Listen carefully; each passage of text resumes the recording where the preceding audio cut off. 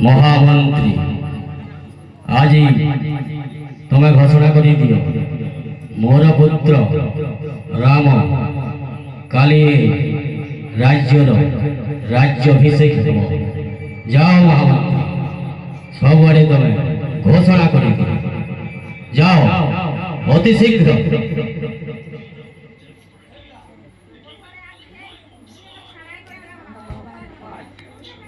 महाराज जय हो।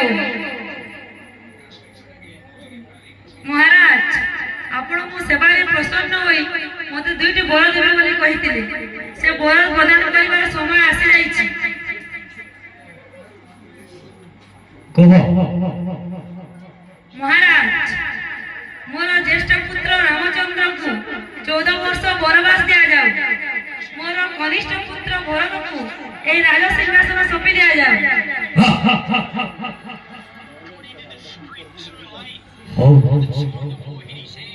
ठीक अच्छे।